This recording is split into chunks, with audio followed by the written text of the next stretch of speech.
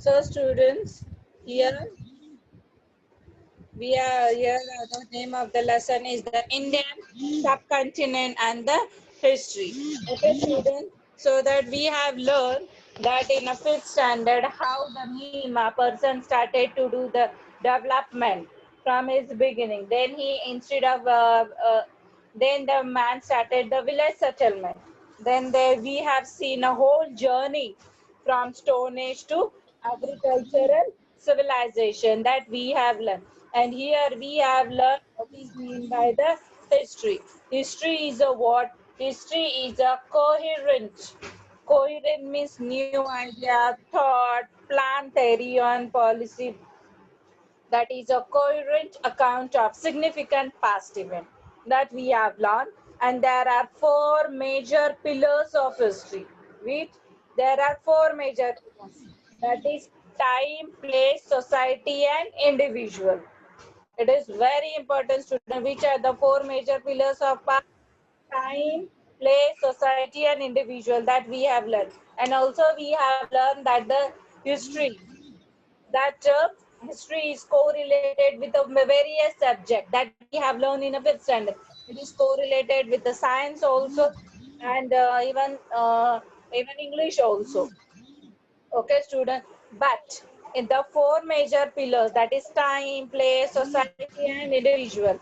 Here, the place is related to the geography.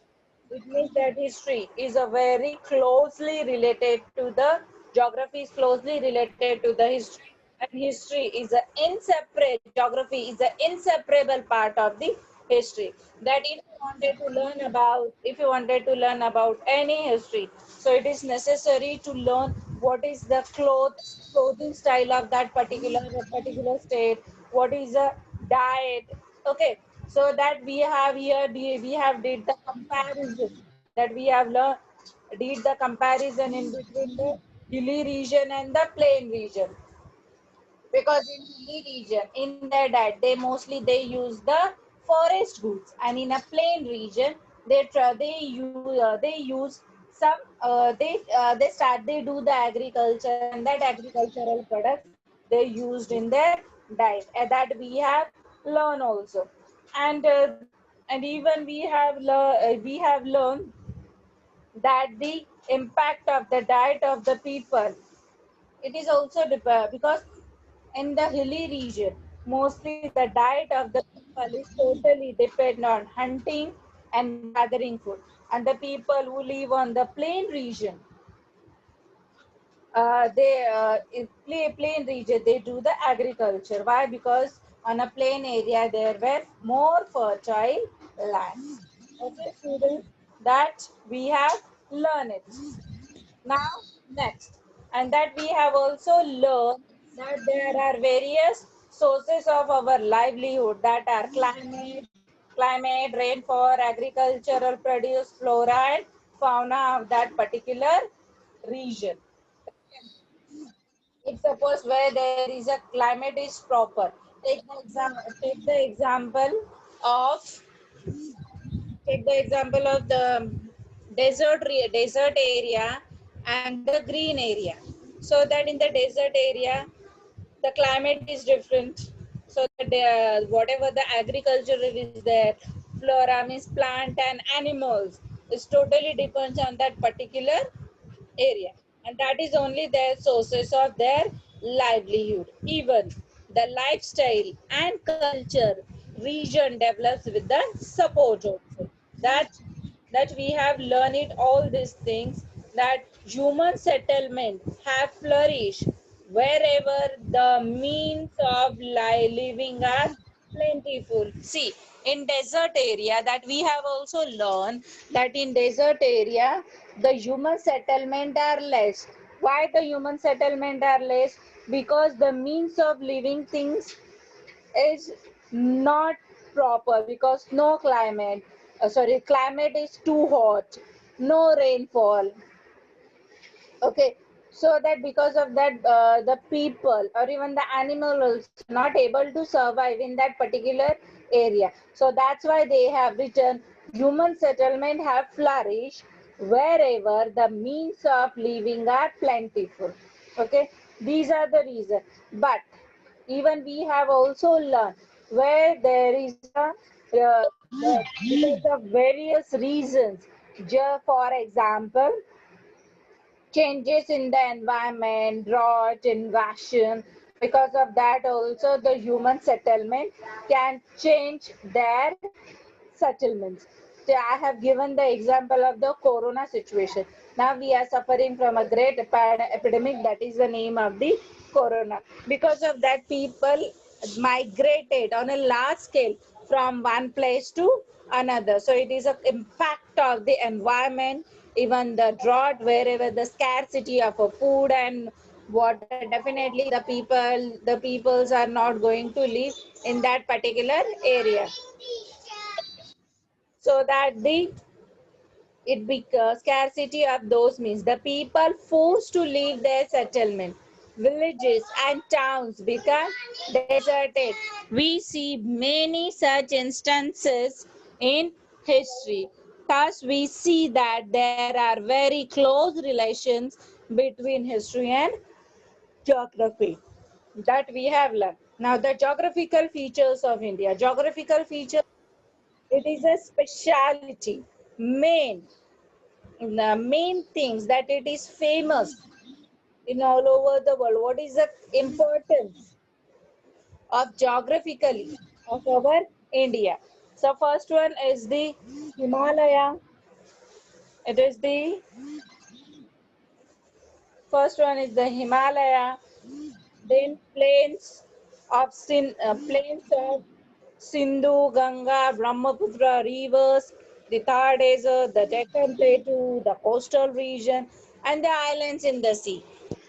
Students, it is very important as the name the following, which are the geographical features of India. Okay, students, here the geographical feature is the Himalaya. It is a picture of the Himalaya and it is a picture of the Khyber Pass. And where is the Himalayas? That the Hindu Kush and the Himalaya ranges.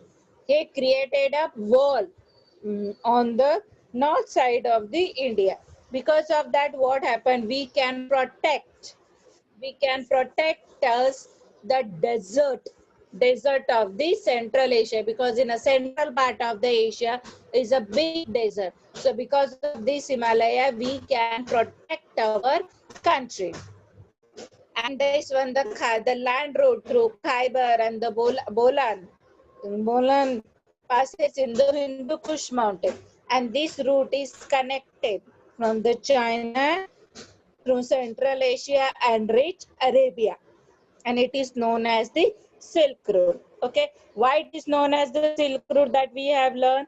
Because the silk was the main commodity exported to the Western country using this road. Okay, students, the route through the passes was used by many foreign travelers and the invaders, just like Jaffa and Yangtze. Such kind of these foreign travelers, they came in India only by this route.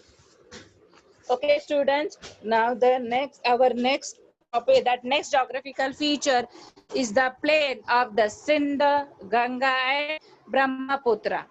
This region means which this plain of the Sindh, Ganga, and Brahmaputra region consists on the basin of these three big rivers. That is the plain of Sindh, Ganga, and Brahmaputra. And this region, it has extended from Punjab to the west. It is a present day of Bangladesh. I just wanted to tell you, see the student where they see Ganga, the main region that this one Sindh, see this Sindh, then Ganga, and it starts from the Sheikh Punjab to the this east part. It is in this Bangladesh. Till here, this part it has mentioned. Okay, student. Now the Thar Desert. This Thar Desert spread across Rajasthan, Haryana, and some parts of the Gujarat. A part of the desert, even the part of this Thar Desert, right now, some part it is in the Pakistan also. Even the desert has the Satluj River in the north that we have learned, and to the east it is a mountain range, Run of Kutch, it is in the south direction, and the Indus River. And the Ghagar River that we have learned, Ghagar River, it is original in Himachal Pradesh and it reaches the Thar Desert. And it is also this Khagar River in Pakistan. It is known as the Hakra River. In Pakistan, it is known as the Hakra River. And of course, in Rajasthan and Pakistan, this river gets dried up.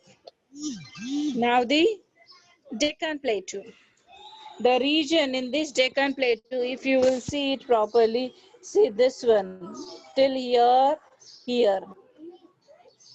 Okay, the region between the east and west coast of India, tappers of the south. The region has this region has the Arabian Sea on the west direction, Indian Ocean in the south direction, and Bay of Bengal in the east direction, a region bounded by the three sides still water. It is known as the peninsula that we have learned. Why? Because in the east there is a Bay of Bengal, at the west it is the Arabian Sea, and to the south it is the Indian Ocean.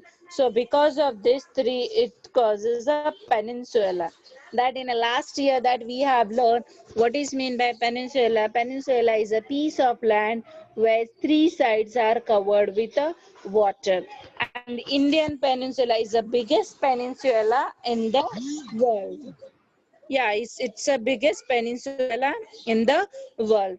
Now here the mountain ranges of the Vindhya and Satputa are located in the north. This is the whole is the Deccan Plateau.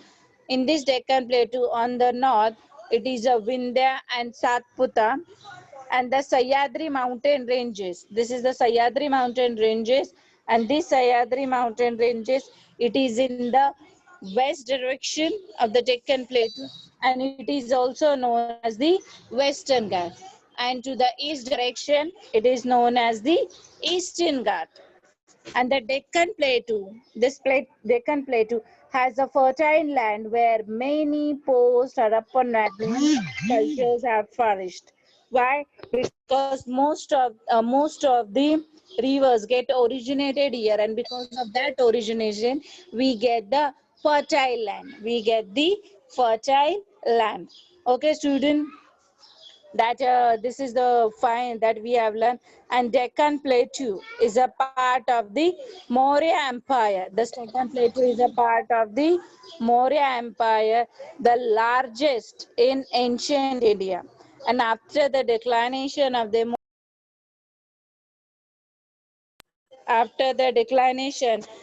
Maurya Empire, the largest in ancient India, the several other kingdoms and smaller empires continued to flourish in this region. Okay, student. Now the coastal region. Coastal region is what? So that we have learned on a three sides. We have a sea, and the area is nearby the sea. It is known as the coastal region. Okay, student. So that the from this time of the Harappan civilization, ancient India it had a trade relation with the Western countries, and even the trade is also carried by the sea. So that because of this sea only, we have a great trade relationship with the Western countries, and land routes come to be used for trade and transport. Even now we have did a lots of development, but still we are also using the water transport to carry the heavy goods. It means that the importance of sea routes did not diminish. Now the islands and the sea. There were two islands in the sea. You will see it properly in the Bay of Bengal. There is Andaman and Nicobar Island, and in the Arabian Sea it is a Lakshadweep. These are the two islands of our India. It is not connected to the land of India, but still it is included. It is not included. It is included, and it is a part of our India. These are two islands of our India. Which Lakshadweep, it is in the west direction and in the Arabian Sea. And in the Andaman and Nicobar, it is in Bay of Bengal. And even the location of this island have been important from the ancient history. So that's a manuscript it is written, that is a Periplus Erythraean Sea, and it is a handbook of the Red Sea. In that book, they have mentioned the names of these two islands. And this book is written by the Greek sailor. Okay, students. Now also in this, the Indian subcontinent, see, if you will see this properly, that the cities of Harappa and Mohenjo-daro, if you will see it here, it is here that in Harappa civilization we have learned that this is Harappa and Mohenjo-daro are today is in Pakistan. And if you will see it properly, the Afghanistan, China, Pakistan, Nepal, Bhutan, Bangladesh, Sri Lanka. These are our neighboring countries. These are what our neighboring countries. But this one, Afghanistan, Pakistan, Nepal, Bhutan, Bangladesh, India, and Sri Lanka. Altogether, it is known as the Indian subcontinent. Why this? All this country, or the south part of Asia, is known as this Indian subcontinent, because they have considered, because it is, they said that the India is a very expansive country, and it is a very wide country. So by considering this, South Asia, South Asia part is known as the Indian subcontinent. Indian subcontinent, which countries are included? It is Afghanistan, Pakistan, Nepal, Bhutan, India, Bangladesh, and Sri Lanka. It is very important that which countries are included in the Indian subcontinent. And even the Harappan civilization had spread mainly in the northwestern part of the Indian subcontinent that we have learned.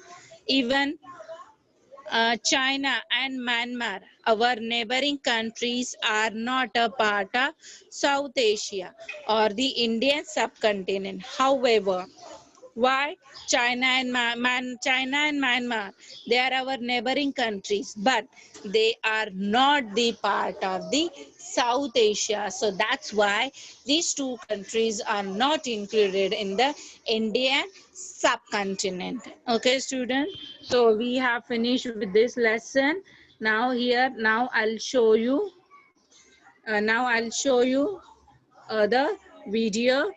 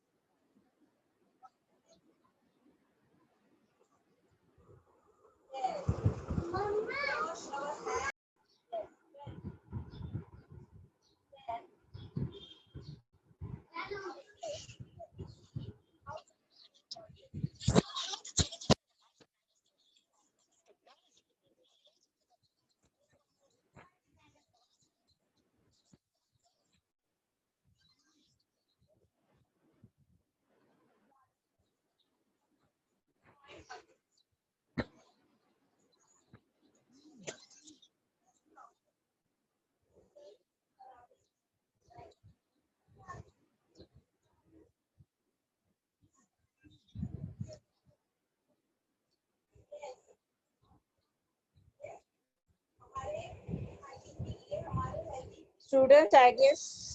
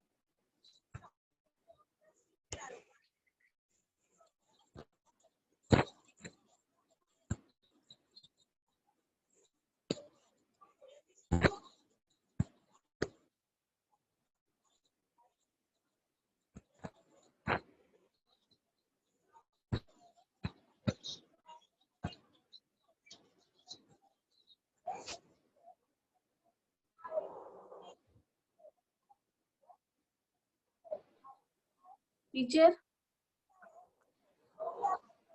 voice is not coming.